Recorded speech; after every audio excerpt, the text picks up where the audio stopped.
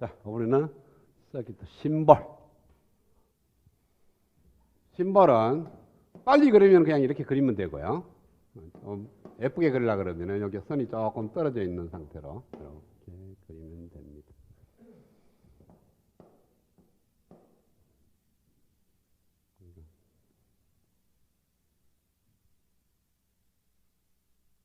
자, 중간에 있는 것이 베이스 단자입니다.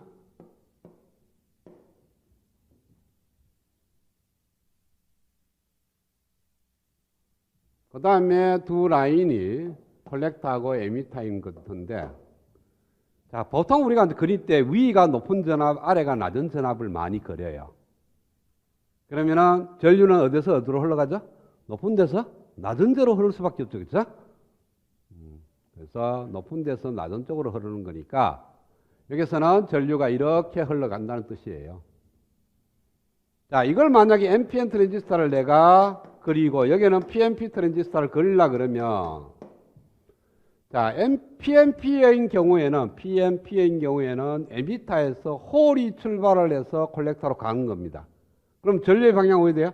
에미터에서 흘러 들어가서 베이스와 콜렉터 쪽으로 빠져나가요. 그렇죠? 근데 NPN 트랜지스터는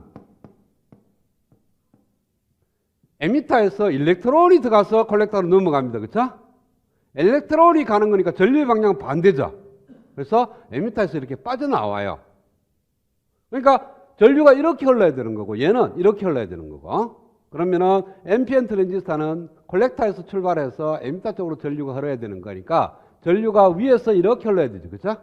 그래서 위에 단자가 콜렉터, 아래 단자가 에미터 단자가 돼야 돼요. 즉 NPN 트랜지스터는 콜렉터에서 전류가 출발해서 에미터 쪽으로 가고, PNP 트랜지스터는 에미터에서 출발해서 콜렉터로 가는 거니까 위가 에미터가 아래가 콜렉터 이렇게 되어 있습니다.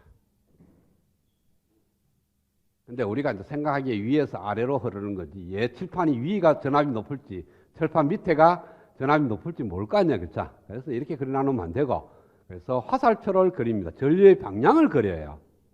전류의 방향을 그려놓게 되는데, 그러면 전류가 위에서 밑으로 흐르는 거니까 여기에다가 이렇게 그릴 수도 있고 밑에다가 그릴 수도 있을 거예요. 그렇죠? 그래서 항상 그리는데 에미터 단자에다가 화살표를 그립니다.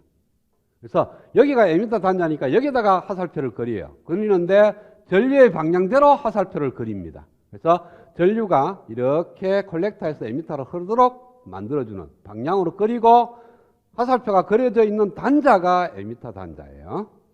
그러면은 PNP 트랜지스터는 전류가 이렇게 흘러야 되고 에미터 단자에 그려야 되니까 이렇게 그려야 되겠죠. 자, 그래서 우리가 헤로도면을 이렇게 보면요, 항상 위 이렇게 그림을 그리면은 위에가 플러스 큰 높은 전압이고 아래가 낮은 전압이기 때문에 트랜지스터를 이렇게 구성을 하게 되면요, 에미터 PNP 트랜지스터는 에미터 단자가 위에 있고 콜렉터 단자가 아래쪽으로 많이 그려요. 일반적으로 그리면 NPN 트랜지스터는 콜렉터가 높은 전압, 에미터가 낮은 쪽의 전압으로 연결되도록 그림이 그려져 있습니다. 특별한 케이스가 아니면. 그래서 저렇게 그리는 게 정상적으로 많이 그린다. 근데 이걸 바꿔치기 해도 무방하다는 거죠. 뭐 이렇게 그려져 있다. 무슨 TR이죠? 에미터에서 콜렉터로 가니까 PNP 트랜지스터. 단자는 밑에가 베이스고 화살표 있는 쪽이 에미터고 오른쪽이 콜렉터 이렇게 되는 거죠. 그렇죠? 그 다음에 에미터 단자, 콜렉터 단자보다 전압을 항상 높게 그려줘야 돼. 그래야 전류가 이렇게 흐르지. 전압을 나중에 인가할 때도 마찬가지. 그냥 무턱대고 인가하는 게 아니고 PNP 트랜지스터는 에미터가 콜렉터보다 높게 전압을 가야 되고, 그 다음에 에미터하고 베이스 사이에는 항상 순방향 바이어스를 그려야 되니까 이렇게 전압 VEB가 양이 되도록 전압을 가해줘야 됩니다. ON이 되도록. 그렇죠?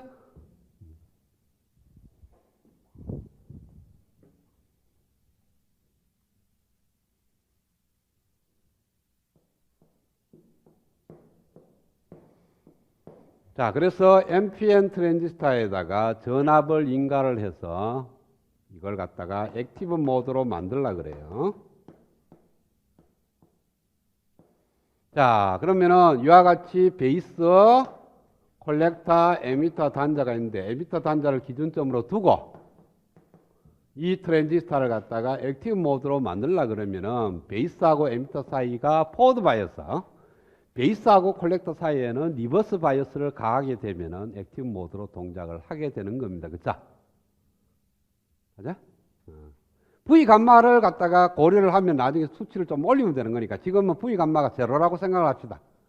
그러면은 베이스가 에미터보다 높은 전압을 가해야 되니까 이렇게 전압을 가하면 될 거예요. 그쵸? 이렇게 전압을 가하면은 베이스와 에미터 사이의 다이오드는 순방향 바이어스가 걸려 있는 거고, 그 다음에 베이스와 콜렉터 사이에 역방향 바이어스를 걸으려 그러면은 이런 식으로 전압을 가해야 된다는 거죠.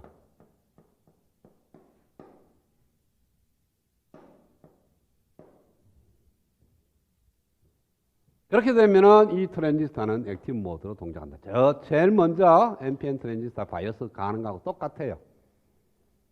근데 여기서는 문제가 조금 있다는 거죠. 첫 번째, 우리가 일반적으로 여기에 인가되는 DC 전압이 있는데요. 이 DC 전압은 건전지로 사용되는 것이 아니고 주로 AC로부터 정유기를 통해서 DC를 만들어서 쓰게 됩니다. 일반적으로 기계가 그렇죠. 컴퓨터에도 여러분 DC 건전지 안 들어가죠? 220V AC가 들어간다고.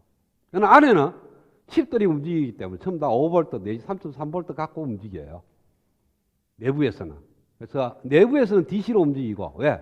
안에서 전부 다 디지털이니까. 외부에서 공급되는 거는 220V AC 전압이니까 모든 DC 전압은 AC로 갖고 정유를 해서 쓴다고 생각하면 돼요.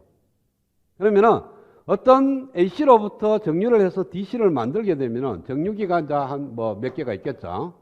정유기가 1, 2, 3, 3개가 있으면은 이 정유기의 그라운드 라인하고 이 정유기의 그라운드 라인하고 이 정유기의 그라운드 라인이 물려 있습니다. 거의. 그러니까 비록 떨어져 있는 정유기라 하더라도 이게 AC 라인을 통해서 들어가기 때문에 AC 라인을 통해서 전부 다 연결이 돼버려. 그라운드로. 자, 그러면은 여기서 일본에서 만들어지는 DC 볼테지가 이 그라운드하고 물려 있고, 여기도 DC 볼테지가 있으면은 그것이 이 그라운드하고 물려 있으니까 여기에 있는 이 DC 볼테지 그라운드하고 여기에 있는 DC 볼테지 그라운드가 물려 있다는 거예요. 이렇게. 그러면 얘는 의미가 없어. 아무리 달아도 물려 있으니까. 그러니까 연결하는 그 순간 팍팍 하고 전류가 엄청나게 흘러요. 왜? 여기서 그라운드로 그냥 바로 연결돼 버렸으니까. 그래서 이런 식으로는 절대 달면 안 되는 거예요. 그래서 이걸 이렇게 달면 안 되고, 그래서 그라운드를 그대로 유지를 하면서 베이스하고 콜렉터 사이는 역방향을 걸라 그러면은 이보다 더 큰 전압을 여기다가 가하면 돼요. 그러면은 콜렉터가 베이스보다 전압이 높게 되거든요. VCC가 VBB보다 크면 콜렉터하고 베이스 사이에는 역방향 바이어스가 걸리게 되는 겁니다. 그러면은 여기에 있는 이 DC 전압하고 여기에 있는 DC 전압이 그라운드가 물려 있는 거니까 큰 문제가 없어요. 그렇죠?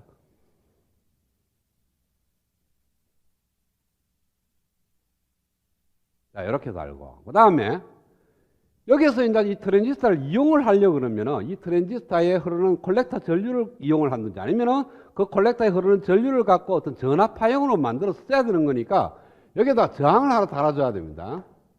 저항을 달아가 이 저항에 걸리는 전압을 끄집어내가 쓰든지 이렇게 해야 한다고. 그리고 여기에 흐르는 전류가 IC라는 것을 컨트롤하게 되는 거고요.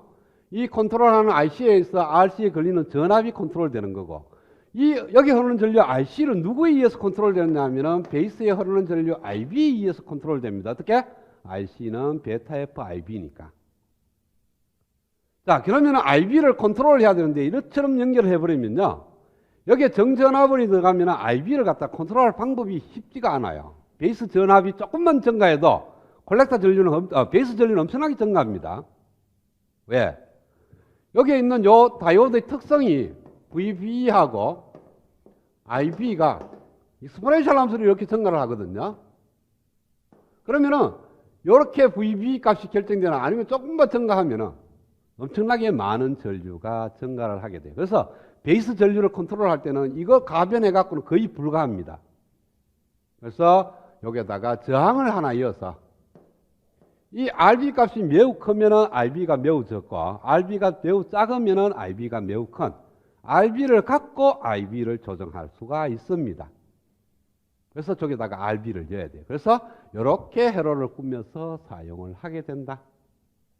일반적으로 제일 먼저 우리가 생각해 볼 수 있는 방법이 이 트랜지스터를 이용하기 위해서는 여기 베이스하고 에미터 사이에도 전압과 저항을 달게 되고 콜렉터하고 에미터 사이에도 전압과 저항을 달아서 사용을 하게 된다.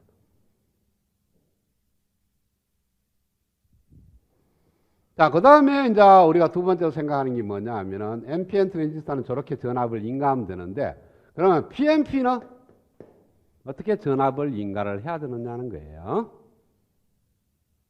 자, 그러면 마찬가지로 위치를 똑같이 그리겠습니다. 에미터 단자, 베이스 단자, 콜렉터 단자를 하면은 베이스 단자에 저항을 달고 전압을 가하는데 이번에는 에미터하고 베이스하고 에미터 PN이니까 포워드 바이어스를 걸라 그러면 이런 식으로 전압을 가야 됩니다. 극성을. 그렇죠? 그래야만이 베이스가 에미터보다 적어서 얘는 포워드 바이어스가 되는 거죠. 그 다음에 얘가 리버스 바이어스 걸라 그러면 여기도 마찬가지로 전압을 걸면 그라운드가 물리니까 안 되는 거니까 여기에다가 이렇게 전압을 가야 됩니다.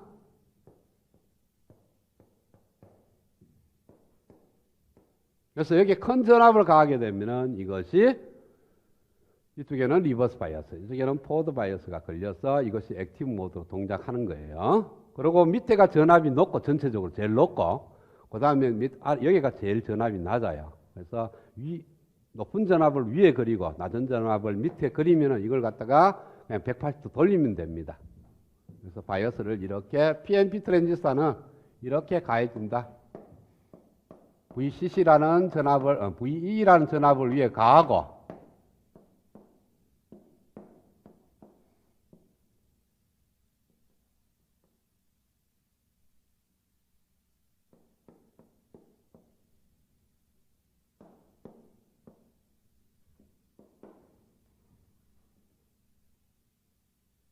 이렇게 가야 되겠네. 이 그라운드하고 이 그라운드가 물리니까 이걸 이렇게 가면 안 되고 여기가 VE를 가하고 그 다음에 RC 저항을 이용해야 되니까 RC를 다 하고 여기에다가 그라운드를 쓰고요. 그 다음에 여기에다가 전압을 콜렉터하고 베이스하고 전압을 가하면 되네. 그러면은 여기가 높으니까